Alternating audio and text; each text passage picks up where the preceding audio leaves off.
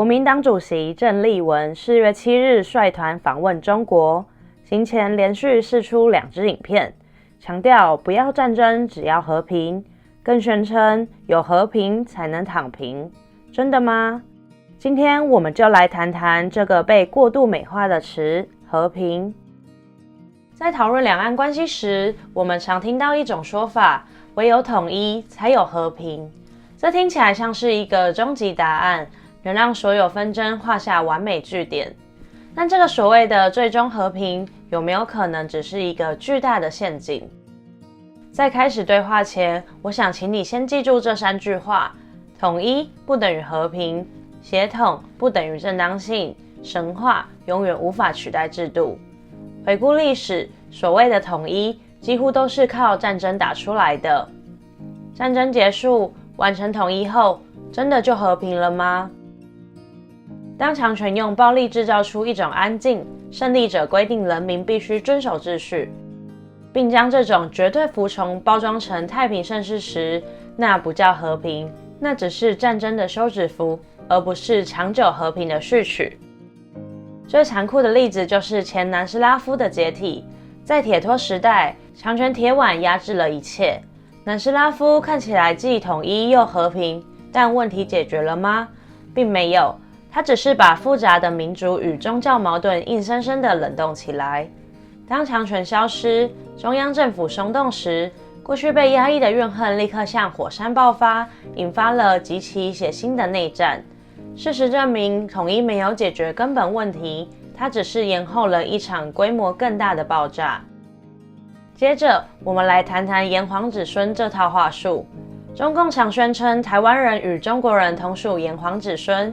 有趣的是，中共過去信奉無神論，很少談祖宗崇拜，但現在卻頻頻搬出同宗同源，想用血緣來裝熟，仿佛只要有相同血緣，台灣就理所當然該加入他們的民族復興大業。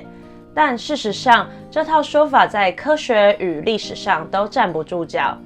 從科學來看，基因學告訴我們，人與人之間的差異微乎其微，純種血統在現代科學中根本沒有意義。把血脈當成神話宣傳，說穿了就是一種統戰的政治誘餌。攤開中國歷史，從秦漢到隋唐，充滿了各族群的征服與融合，從來沒有所謂單一純正的血統。我們會發現一個規律：那些剛崛起、政權不穩的勢力，特別喜歡編造共同祖先的故事，來證明自己統治的正當性。這不是巧合，而是一種政治手段。他們利用古書裡的黃帝、炎帝，目的是要用神話來建構民族認同。這種手法其實是近代從歐洲學來的政治技術，而非歷史真相。用血統來談統治權，就像用神話故事來徵稅一樣荒謬。這絕不能成為統一就是和平的理由。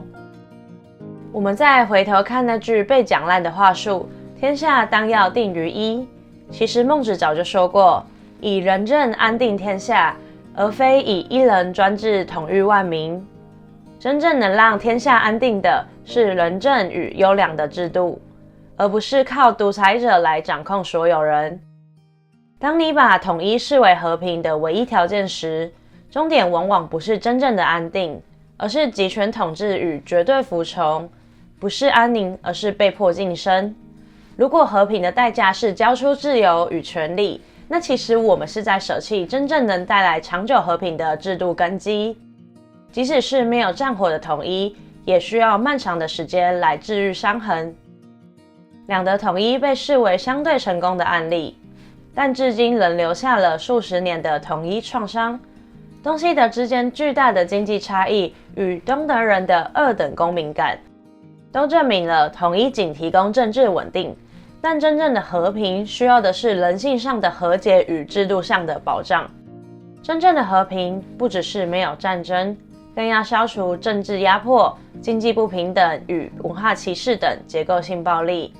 回到我們腳下的這塊土地，台灣，從有唐山公、無唐山婆的故事，到本省、外省原住民的交織，這塊土地早已完成了血脈融合。決定我們是誰的，不是一本老舊的族譜，而是我們共同選擇的生活方式。今天，即使兩岸都帶有中華二字，但中華民國與中華人民共和國早已是兩個截然不同的國家。一個中國的說法無法掩蓋民主與極權這兩個世界的分野。台灣在民主法治與言論自由上的成就，讓我們擁有了領先的生活品質。這不是遠古神話的恩賜，而是我們實踐民主制度共同選擇的結果。所以，下次若有人以和平為名，要你放下警惕，交出自由時，請務必質問3個問題：誰來定義這個和平？和平的代價由誰來承擔？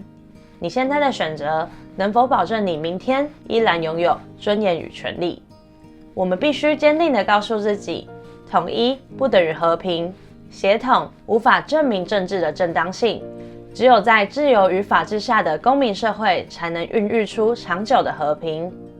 我們拒絕被神話故事牽着走，也拒絕被政治話術收編。這場抉擇的核心在於，我們追求的是短暫的安寧，還是長久的尊嚴與自由？是極權制度，還是自由民主？